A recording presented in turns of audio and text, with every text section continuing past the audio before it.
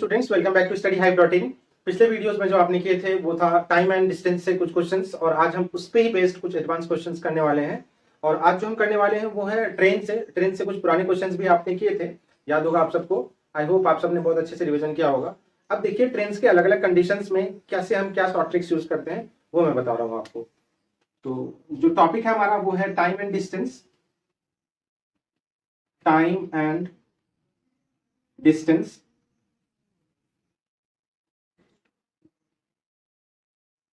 है ना, समय एवं दूरी।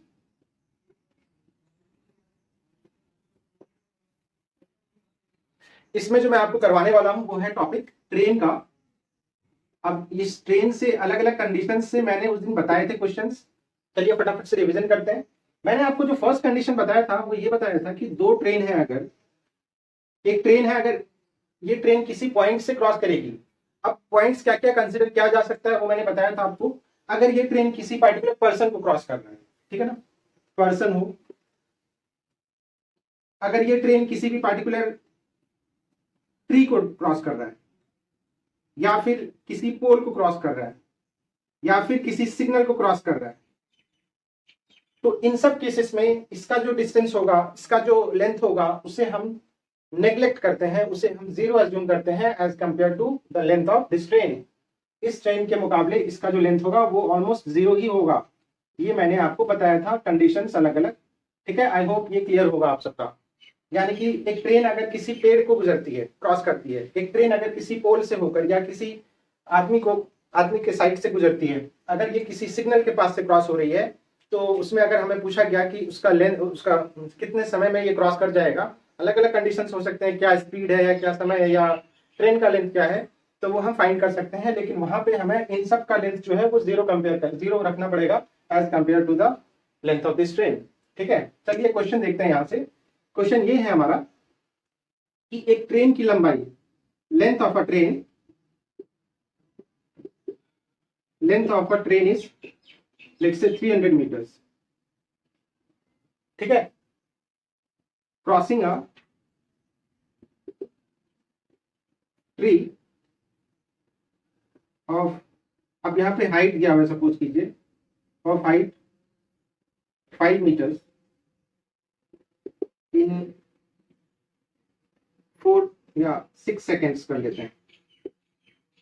ठीक है, हमें करना है find speed of train, find the speed of train.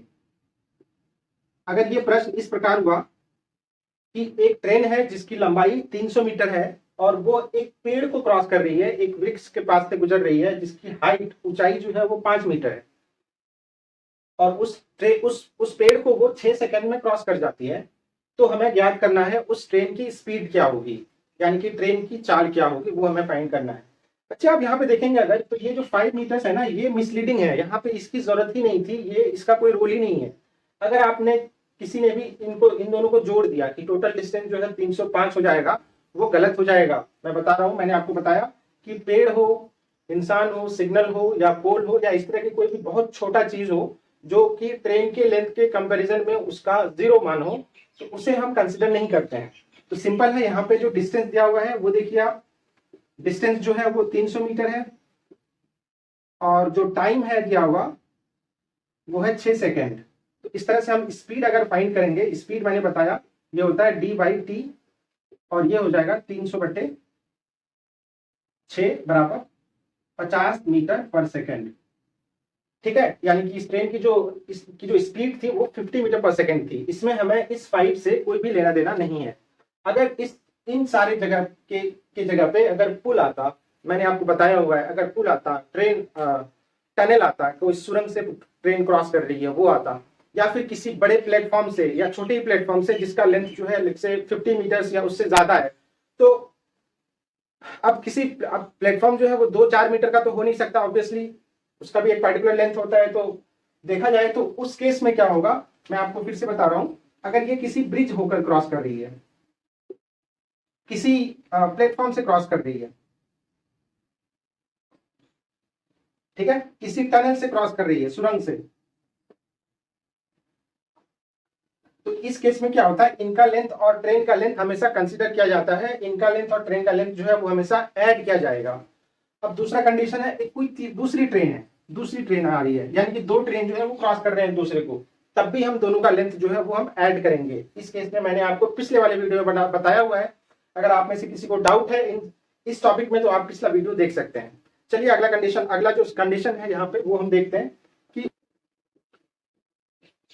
ये और दूसरी ट्रेन है, ये दोनों एक दूसरे को क्रॉस करेंगे। क्रॉस करेंगे तो चलिए एक को मैं ऊपर और एक को मैं नीचे बना देता हूं ताकि आपको अच्छे से समझ में आए। ये ट्रेन है और दूसरी ट्रेन ये है, ठीक है। अब इसकी जो लेंथ है वो है L1 और इसकी लेंथ है L2। क्वेश्चन ये है कि कंडीशन ये है कि when the length of train is same, condition है एक नंबर में जो कंडीशन है वो है when length of train is given, ठीक है। जब वो दोनों एक दूसरे को क्रॉस करेंगे तो क्या होगा, तो यहाँ पे जो टोटल डिस्टेंस जो है ना, टोटल डिस्टेंस जो होगा वो होगा L1 प्लस L2, ठीक है ना। कंडीशन ये दिया हुआ है कि ये ट्रेन चल रही है U1 से, इसकी स्पीड जो है वो U1 है और इसकी स्पीड जो है वो U2 है। इसमें मैंने आपको बताया हुआ था कि ये अगर एक दूसरे के ऑपोजिट डायरेक्शन में चलेगी, तो स्पीड जो है वो एडअप हो जाएगा। आपको लिखेगा कि दूसरी वाली ट्रेन जो है वो स्पीड से चल रही है, सपोज कीजिए आपकी ट्रेन 20 मीटर पर सेकंड से चल रही है और दूसरी ट्रेन जो है वो 40 मीटर पर सेकंड से चल रही है, तो आपको लगेगा दूसरी ट्रेन जो है वो 20 प्लस 40 यानी 60 मीटर पर सेकंड से चल रही है, और जो इस ट्रेन में बैठे हैं उनको लगेगा ये वाली ट्रेन जो है वो चल रही है 40 प्लस 20, यानी कि फिर से उनको भी वही लगेगा कि दोनों जो ट्रेन है वो सेम स्पीड, वो दोनों की स्पीड को हम ऐड कर देते हैं। तो टोटल डिस्टेंस ये होता है। टोटल स्पीड जो होगा ना, यहाँ पे टोटल स्पीड जो होगा या फिर speed as compare to these two, किसी भी एक दूसरे को अगर कंपेयर करेंगे तो यहाँ पे ये हो जाएगा स्पीड 1 यानी कि U1 प्लस U2। अगर दोनों एक साथ चल रहे हैं, एक दूसरे के ऑपोजिट चल रहे हैं, तो एक दूसरे के को अप्रोच करना चाह रहे हैं, एक दूसरे के पास आना चाह रहे हैं। अब कहेंगे अगर दूर जाएंगे तो क्या होगा, तो दूर जाएंगे तो भी सेम कंडीशन होगा क्योंकि वहां पर भी डायरेक्शन जो है वो ऑपोजिट है, हमेशा ध्यान रखेंगे। तो दूसरा कंडीशन ये है कि अब जो है ना ट्रेन की डायरेक्शन जो है वो चेंज हो गई। ये कब था, ये था सेम डायरेक्शन के केस में, सॉरी ऑपोजिट डायरेक्शन के केस में।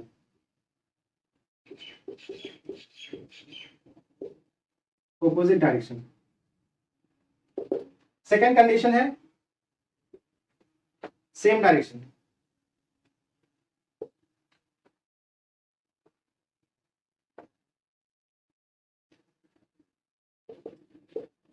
अगर डायरेक्शन सेम होगा तो क्या होगा, तो आप देखेंगे अगर डायरेक्शन सेम होगा, यहाँ पे हमने सेम डायरेक्शन कर दिया इसका, तो ऑब्वियसली ये देखिए अभी तो ये एक दूसरे को ये अप्रोच ही नहीं कर, मतलब ये ट्रेन तो इसके पास पहुंच ही नहीं पाएगी क्योंकि इसका स्पीड जो है इससे ज्यादा है, तो ये तो आगे भाग जाएगी।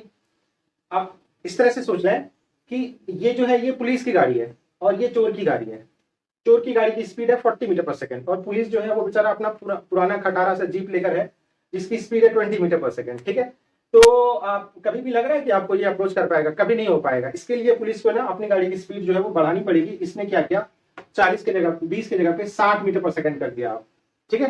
तो दूसरा कंडीशन हो गया, ये हो गया। अब भी देखिए क्या होगा जब इस गाड़ी से या इस ट्रेन से जब ये देखेंगे यहाँ पे बैठे हुए जो भी पर्सन है वो देखेंगे कि ये गाड़ी जो है इनकी स्पीड क्या है, तो रिजल्टेंट स्पीड अगर बोला जाए यहाँ पे, यही रिजल्टेंट स्पीड यहाँ पर दिया पहले वाले कंडीशन में, तो यहाँ पे जो रिजल्टेंट स्पीड है वो हो जाएगा हमेशा U1 minus U2। U1 minus U2 condition क्या है, when U1 is greater than U2, resultant speed यही होगी। यानी कि इनको लगेगा कि ये जो हमारे पास आ रहा है ना ये सिर्फ 20 मीटर पर सेकंड की स्पीड से आ रहा है, 60 माइनस 40 बराबर 20। तो दूसरी वाली जो ट्रेन में बैठे हैं लोग उनको लगेगा कि जो पहली वाली जो ट्रेन है, ये पीछे वाली ट्रेन जो है वो सिर्फ 20 की स्पीड से आ रही है उनके पास, लेकिन जब बिल्कुल पास में आएंगे, क्रॉस कर जाएंगे, फिर आगे चले जाएंगे, तो फिर इनको फिर भी वही लगेगा कि 20 मीटर पर सेकंड से चल रही है, और इनको ये लगेगा कि ये जो है ये 20 मीटर पर सेकंड से पीछे की तरफ आ रही है। तो ये कुछ कंडीशंस थे। देखिए आप इसमें जो है क्वेश्चंस करते हैं कैसे क्या क्या हो सकता है क्वेश्चंस, इस पे बेस पर एक छोटे से क्वेश्चन ले रहा हूं मैं पहले।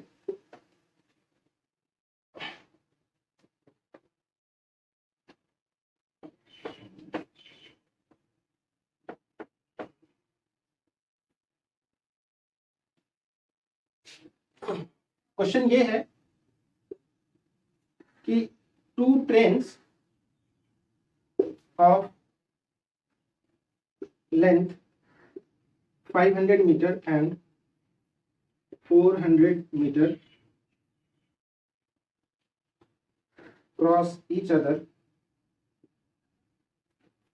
in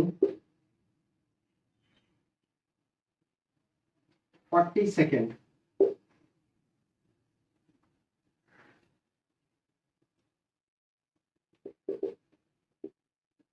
Find the speed relative to each other.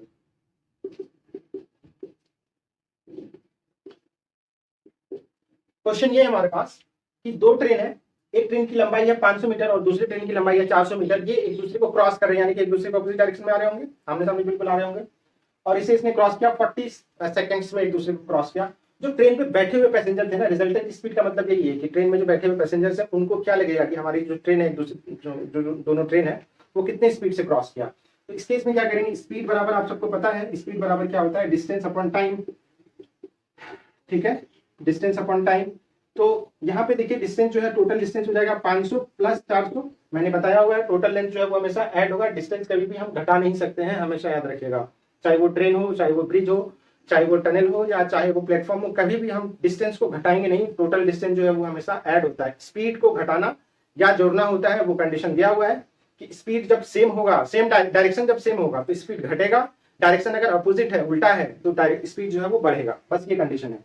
तो यहाँ पे ये अपॉन 40 कर दीजिए, तो ये हो जाएगा 900/40, ये कटेगा, ये 245, यानी कि ये 22.5 मीटर पर सेकंड की स्पीड से दोनों ट्रेवल्स जो दोनों ट्रेन में जो लोग बैठे हुए हैं उनको लगेगा कि जो ट्रेन है वो 22.5 मीटर पर सेकंड से वो क्रॉस कर रही है एक दूसरे को।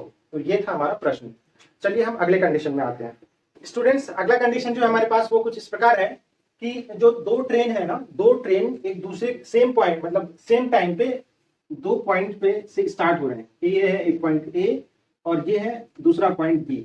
एक ट्रेन इधर से स्टार्ट हो रही है, निकल रही है, और दूसरी ट्रेन इसको अप्रोच कर रही है इस तरफ से। ठीक है, स्टेशन ए और स्टेशन बी।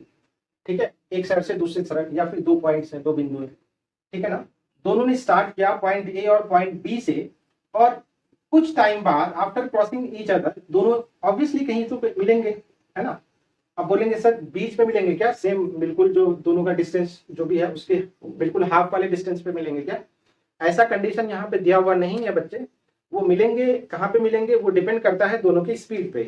अब सपोज कीजिए एक की स्पीड है 20 मीटर पर सेकंड और दूसरी की स्पीड है 40 मीटर पर सेकंड, 40 मीटर पर सेकंड। तो ऑब्वियसली जो दूसरा वाला है वो थोड़ा ज्यादा डिस्टेंस कवर कर लेगा, और जो पहला वाला है वो थोड़ा कम डिस्टेंस ही कवर कर पाएगा। इस तरह से वो जो है ये बीच में तो मिल नहीं पाएंगे। तो बीच में मिलने के लिए कंडीशन क्या है कि दोनों का स्पीड जो है वो सेम होना चाहिए। ठीक है, तो क्वेश्चन हमारा कुछ इस प्रकार है कि दोनों ने एक दूसरे को क्रॉस किया, अभी हमें स्पीड का कुछ पता नहीं है। क्रॉस करने के बाद बी को और ए को, देखिए यहाँ पे takes after crossing each other A and B takes means A को लगा, मतलब जो इस पॉइंट से जो ट्रेन निकली उसे 1 घंटे आवर्स लगे हैं। नंबर ऑफ आवर्स जो है वो ए में है, यहाँ पे न्यूमेरिक वैल्यू नहीं दिया हुआ है, और दूसरे को बी आवर्स लगे हैं। तो हमें फाइंड करना है speed of A upon speed of B. Speed of B ये क्या होगा? आई होप ये प्रश्न आप समझ गए होंगे। पहले को लगा, दोनों एक दूसरे को क्रॉस किए, क्रॉस करने के बाद जो पहले को लगा जाने में बी पॉइंट पे वो ए आवर्स लगे हैं। ठीक है ना, मान लीजिए उसे लगे हैं 9 आवर्स। ठीक है, ए को बी पॉइंट पे पहुंचने में। ठीक है, और उसी तरह से बी को लगा, बी इधर से आएगा, इसे 8 आवर्स लगा है पहुंचने में ए पॉइंट पे।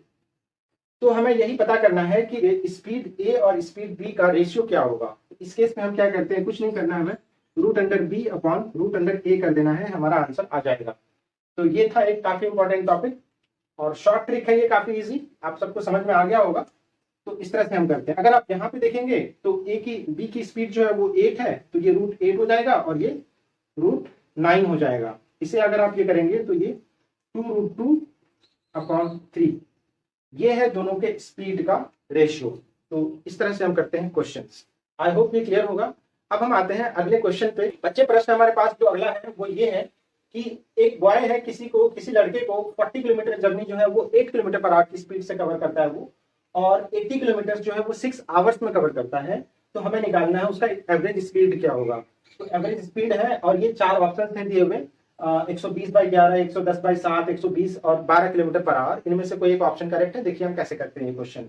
तो इसमें आप अगर देखेंगे तो फर्स्ट केस है ना, फर्स्ट केस क्या है कि डिस्टेंस जो है वो है 40 किलोमीटर, और इसमें जो स्पीड है ना, इस केस में जो स्पीड है वो है 8 किलोमीटर पर आवर।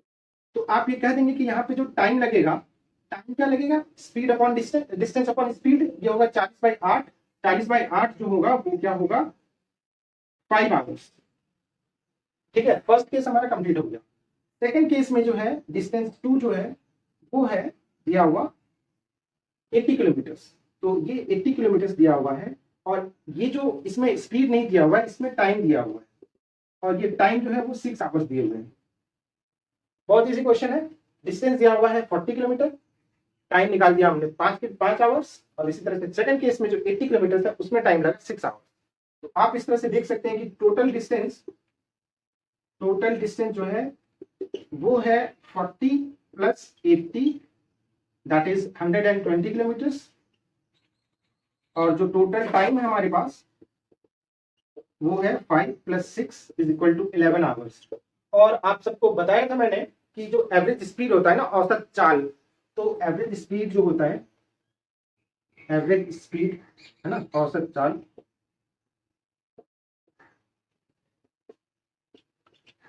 ये होता है total distance by total time, total distance by total time. ये फॉर्मूला मैंने बताया हुआ है आपको। टोटल डिस्टेंस 120 है, और टोटल टाइम जो है 11 आवर है, यानी कि 120/11 किलोमीटर पर आवर। देखिए ऑप्शन ए, इस तरह से ये ऑप्शन ए जो है वो करेक्ट ऑप्शन है। काफी इजी क्वेश्चन था। एवरेज स्पीड में कभी भी हम कोई दूसरा रूल नहीं लगाएंगे, ये हमेशा ये होता है। अगर डिस्टेंस अलग अलग हो तो आप कहेंगे क्या डिस्टेंस इक्वल हो सकते हैं? हाँ, हो सकते हैं ना। सपोज कीजिए ये 40 किलोमीटर था, और इसमें स्पीड जो है वो ये दिया हुआ था, और दूसरे केस में जो ये 80 की जगह पे ये फिर से 40 होता, तो क्या क्या होता वहां पे हम देखते हैं। बच्चे अगला क्वेश्चन हमारा कुछ ये होता कि फिर से वो लड़का जो है वो 40 किलोमीटर पर आवर की स्पीड से कवर कर रहा है डिस्टेंस, जो कि 5 घंटे में कंप्लीट करता है। और इसका सेकंड है कि नेक्स्ट 40 किलोमीटर वो फिर 40 किलोमीटर जो है वो फिर से कवर कर रहे हैं 8 किलोमीटर पर आवर की स्पीड से। तो हमें निकालना है एवरेज स्पीड। तो एवरेज स्पीड का इस केस में जो फॉर्मूला होता है, मैं ये बता दूं आपको कि when distance are equal, when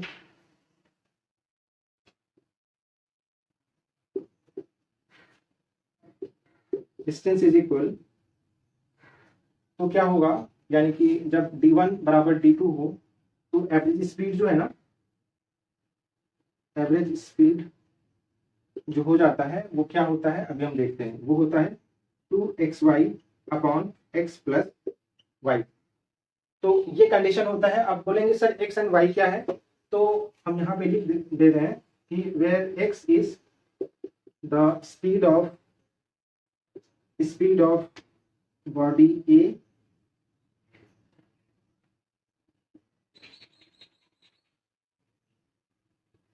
speed of first condition 1, and y is the speed of condition 2। ठीक है, तो फर्स्ट कंडीशन में और सेकंड कंडीशन में हम स्पीड देखते हैं क्या आ रहा है। सेकंड कंडीशन का स्पीड 8 किलोमीटर पर आवर आ रहा है। तो यहाँ पे आप देख सकते हैं कि x की वैल्यू जो है वो नहीं दी हुई है। तो x की वैल्यू हम कैसे निकालेंगे, डिस्टेंस अपॉन टाइम अगर निकालते हैं तो स्पीड हो जाता है। इस तरह से हम 40/5 करेंगे तो 8 आ जाएगा, फिर से 8 किलोमीटर पर आवर, और y की वैल्यू भी 8 किलोमीटर पर आवर है। इत्तेफाक से ये इस तरह से आ गया हमारा। आपको एवरेज स्पीड फाइंड करना है। एवरेज स्पीड के लिए 2xy/x + y करना होगा। तो यहाँ पे हो जाएगा 2 × 8 × 8/8 + 8, यानी कि 64 × 2/16। अब बोलेंगे सर हमने पूरा मल्टीप्लाई क्यों नहीं किया। अच्छी कैलकुलेशन इजी करने के लिए ना हमें सोचना पड़ता है वैसे। तो यहाँ पे देख लीजिए आप कि 8 8 64 हो रहा है, और 8 8 16 हो रहा है, तो 16 × 64 होता। अब बोलेंगे सर इसको 128 करके कर सकते थे, लेकिन यहाँ पे ये ज्यादा इजी लग रहा था, इसीलिए मैंने इस तरह से कर दिया। 16 × 64, 4 दूना 8, यानी कि एवरेज स्पीड जो है वो 8 किलोमीटर पर आवर ही है दोनों केस में। ठीक है ना। तो ये था कंडीशन और इस तरह से हम करते हैं क्वेश्चंस। ठीक है स्टूडेंट्स, इसमें बहुत सारे क्वेश्चंस हैं।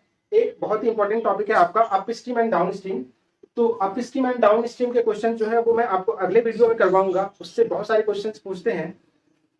उसमें जो टॉपिक होता है हमारा वो कुछ इस प्रकार होता है कि अप स्ट्रीम है और दूसरा है डाउन स्ट्रीम।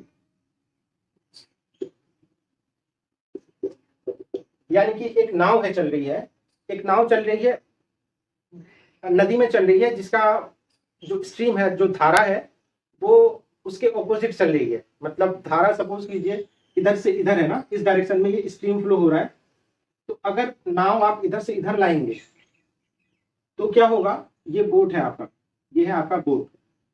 तो इसके उल्टा जा रहे हैं ना, यानी कि धारा जो हमेशा, देखिए पानी का जो बहाव होता है ना, वाटर जो है या इलेक्ट्रिसिटी, आप पढ़े होंगे, आपने पढ़ा होगा कि ये ना हमेशा हाइयर नीचे की दिशा में हमेशा जाता है। ऊपर वैल्यू से जो ज्यादा वैल्यू है, ज्यादा वैल्यू से हमेशा कम वैल्यू की तरफ जाता है। ये कंडीशन, ये नेचर है एक पानी का, पानी के बहाव का। और सेम कंडीशन होता है इलेक्ट्रिसिटी, यानी कि इलेक्ट्रॉन जो जहाँ पे फ्लो होता है ना वहां पे। तो ऐसा ही कुछ केस है। तो ये ऊपर से नीचे की तरफ बाहर आ रहा है और इस ये बोट जो है ये नीचे से ऊपर की तरफ, ऑपोजिट डायरेक्शन ऑब्वियसली ऊपर की तरफ जा रहा है। तो इस केस को कहते हैं हम अप स्ट्रीम, अप स्ट्रीम। और सेकंड कंडीशन ये है कि स्ट्रीम का फ्लो यही है। अब बोट का फ्लो है ना, बोट का फ्लो यहाँ पे वो इधर आ रहा है, बोट भी उधर ही जा रहा है जिधर धारा बह रही है ना। तो उस केस में क्या होगा, बोट नीचे की तरफ आएगा, यानी कि ऊपर से नीचे की ओरिजिन पे आ रहा है वो। तो इसीलिए हम कहते हैं इसे डाउन स्ट्रीम। ये है केस डाउन स्ट्रीम का। तो इससे रिलेटेड क्वेश्चन जो है वो काफी सारे आते हैं, वो मैं आपको करवाऊंगा अगले वीडियो में। प्लीज आप वीडियो को अच्छे से देखें। आप हमें व्हाट्सएप पे, हमें टेलीग्राम पे कहीं पर भी कांटेक्ट कर सकते हैं और वहां पे अपने कुछ क्वेश्चंस जो है वो पूछ सकते हैं। ठीक है, चलिए हम अगले टॉपिक पे चलते हैं, अगले क्वेश्चन पे चलते हैं। अगला प्रश्न हमारे पास ये है कि by walking 7/8 of her usual speed, Chaman reaches 10 minutes late for her school. यानी कि चमन जो है स्कूल पैदल जा रही है और वो अपने यूजुअल स्पीड से 7/8 की स्पीड से चल रही है, और उस दिन उसे 10 मिनट लेट से पहुंचना होता है स्कूल। ठीक है ना, 10 मिनट लेट से वो पहुंची स्कूल। तो हमें फाइंड करना है कि उसे नॉर्मली, यूजुअली कितना टाइम लगता है स्कूल पहुंचने में। तो चलिए हम ऐसे क्वेश्चंस को कैसे करेंगे। यहाँ पे ना तो हमारे पास डिस्टेंस दिया हुआ है, ना तो टाइम दिया हुआ है, ठीक है, और ना ही स्पीड दिया हुआ है। बस वो स्पीड का कुछ रेशियो दिया हुआ, फ्रैक्शन के टर्म में दिया हुआ है। वो हम कैसे करते हैं देखिए आप। तो आप देखेंगे बच्चे, आपको मैंने इससे पहले मैं एक छोटा सा टॉपिक बता दूं, छोटा सा कॉन्सेप्ट बता दूं कि आप देखेंगे अगर, तो स्पीड जो होता है वो होता है distance upon time, distance upon time. तो यहां से अगर आप देखेंगे तो स्पीड जो है वो इनवर्सली प्रोपोर्शनल है टाइम के, और इसी तरह से टाइम जो है वो भी इनवर्सली प्रोपोर्शनल है स्पीड के। ठीक है, अगर आप यहां से ये करेंगे तो टाइम बराबर आएगा डिस्टेंस बाई स्पीड। तो इस तरह से ये दो कंडीशंस हमारे पास आ गए। हम इसी एप्लीकेशन का, इसी कंडीशन का यूज हम करेंगे इस क्वेश्चन को सॉल्व करने में। और ये क्वेश्चन जो है फिर हमारा हो जाएगा कुछ सेकंड में। देखिए कैसे होता है। तो यहाँ पे जो कंडीशन दिया हुआ है ना, स्पीड, हम देखिए यहाँ पे ये जो स्पीड है, यूजुअल स्पीड, इसका स्पीड ये लिख लीजिए। अच्छा, स्पीड 7/8 है, यानी कि पहले 8 पे चल रही थी, अब 7 पे चल रही है। अब ये कह सकते हैं, ठीक है ना, पहले वो 8 की स्पीड से चल रही थी, 8 यूनिट की स्पीड से। बच्चे ऐसे क्वेश्चंस को हम रेशियो एंड प्रोपोर्शन, जो मैंने पहले आपका करवाया हुआ है, या इनवर्स प्रोपोर्शन, डायरेक्ट प्रोपोर्शन, इस तरह से जो क्वेश्चंस थे वहां पे, टाइम एंड वर्क वाले भी क्वेश्चन हम इस तरह से कर सकते हैं। तो वही है, स्पीड जो है वो पहले हमने एज्यूम किया, पहले 8 की स्पीड से, यूजुअल स्पीड उसका 8 था, अभी वो 7 की स्पीड से चल रही है। ठीक है, तो यहाँ पे टाइम जो है वो क्या हो जाएगा बच्चे, टाइम इसका उल्टा हो जाएगा। टाइम हो जाएगा 7x और ये हो जाएगा 8x। अच्छा, इन दोनों का डिफरेंस देखिए क्या हो रहा है। यानी कि ये देखिए, अगर वो 8 की स्पीड से चल रही थी, 8x की स्पीड से चल रही थी, 8 यूनिट की स्पीड से चल रही थी, तो यहाँ पे जो ये 7x टाइम पे वो पहुंच रही है। अभी क्या टाइम है, क्या स्पीड है, हमें कुछ भी पता नहीं है। उसी तरह से ये है। अब ये जो इनके बीच में जो डिफरेंस है, यहाँ पे देखिए ये डिफरेंस दिया हुआ है, ये 10 मिनट के डिफरेंस में पहुंचती है। यानी पहले सपोज कीजिए ये 40 मिनट से पहुंच रही थी, तो आज जो है वो 50 मिनट्स में पहुंची है। हमें फाइंड करना है नॉर्मली उसे कितना टाइम लगता है। तो बच्चे अगर आप यहाँ पे ये देखेंगे, नॉर्मली तो उसे 7x लग रहा है ना, और ये जो है ये इन दोनों का डिफरेंस है, यानी कि ये है 8x - 7x। तो 8x माइनस 7x बराबर 10 यूनिट है, यानी कि हम ये कह सकते हैं कि 1x है ना, 1x बराबर है 10 यूनिट, 10 मिनट। नॉर्मल स्पीड क्या लग रहा है उसे, नॉर्मल टाइम क्या लग रहा है, वो लग रहा है 7x, ठीक है। तो 7x का मतलब हो गया 70 मिनट, ठीक है।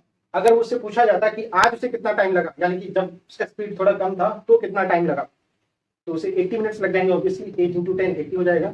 तो ऑप्शन देखिए क्या क्या है, ऑप्शन में हमारे पास पहला ऑप्शन 80 है, जो कि गलत हो जाता है। आज का क्वेश्चन नहीं पूछा जा रहा है, पूछा जा रहा है नॉर्मली उसे कितना टाइम लग रहा है। तो ये जो पैदल जा रही है चमन, इनको जो स्पीड, उनको जो नॉर्मल यूजुअल टाइम जो लग रहा है वो 70 मिनट्स लग रहा है, 1 घंटा 10 मिनट लग रहा है, काफी चलना पड़ रहा है पैदल, ठीक है। तो चलिए अगला क्वेश्चन करते हैं बच्चे। अगला क्वेश्चन जो हमारे पास वो कुछ इस प्रकार है कि किसी डिस्टेंस को कवर करने के लिए दो दोस्तों में लगता है कंपटीशन, और speed of A and speed of B का जो रेशियो है वो दिया हुआ है 5:3, यानी कि इन दोनों का जो स्पीड का जो अनुपात है वो 5:3 दिया हुआ है। ए को बी से आधे घंटे कम लगते हैं वो डिस्टेंस ट्रेवल करने में, तो हमें फाइंड करना है कि बी को वो डिस्टेंस ट्रेवल करने में कितना मिनट लगेगा, कितना आवर्स लगेगा, कितना टाइम लगेगा, वो हमें फाइंड करना है। तो अगर आप यहाँ पे स्पीड का देखेंगे तो स्पीड जो है वो ए का और बी का, और फिर यहाँ पे हम टाइम देख लेते हैं, ठीक है। तो स्पीड जो कंडीशंस दिए हुए हैं दोनों का, स्पीड का जो रेशियो है वो 5:3 का है, राइट। और इस तरह से हम ये कह सकते हैं कि इनको जो टाइम लगेगा वो 3 और 5 यूनिट्स लगेंगे, ठीक है। मैंने आपको इससे पहले वाले क्वेश्चन में बताया हुआ है। तो यहाँ पे इन दोनों का जो डिफरेंस है ना, ए को बी से 30 मिनट्स कम लग रहे हैं, यानी कि इन दोनों का जो डिस्टेंस, ये जो टाइम होगा, जो डिफरेंस होगा वो 30 मिनट से, 30 मिनट से। ये क्या है, ये है 5x माइनस 3x का, है ना, यानी कि इसकी वैल्यू जो है वो 30 मिनट्स गिवन है, राइट। तो यानी ये हो जाएगा 2x बराबर 30 मिनट्स है। अगर आप इसे आवर में कन्वर्ट करें तो 1/2 आवर हो जाएगा, तो x बराबर हो जाएगा 1/4 आवर। आई होप ये क्लियर होगा। मैं फिर से यहाँ पे थोड़ा सा साफ से बता देता हूँ आपको कि 2x बराबर 30 मिनट है, यानी कि x बराबर हो जाएगा 30/2 मिनट, यानी कि 15 मिनट। 15 मिनट को अगर आप कन्वर्ट करेंगे तो क्या होगा, 1/4 आवर्स होंगे, 1/4 आवर्स, तो ये हो गए, ठीक है। यानी कि x बराबर हो जाएगा 1/4 आवर्स। अब क्वेश्चन ये है कि b को यूजुअल टाइम क्या लग रहा है। बच्चे b को देखिए, b को 5 आवर्स लग रहे हैं, 5x लग रहे हैं ना, b को 5x लग रहे हैं, यानी कि 5x, ये है 5 इंटू 1/4, इसका आंसर हो जाएगा 5/4। देखिए आप ऑप्शन में 3/2 है, 3/4 है, 5/2 है, 5/4 है, इस तरह से ऑप्शन डी जो है वो करेक्ट ऑप्शन है। आई होप ये इजी होगा, ये आपको समझ आ गया होगा। बाकी क्वेश्चंस के लिए बने रहिए हमारे साथ।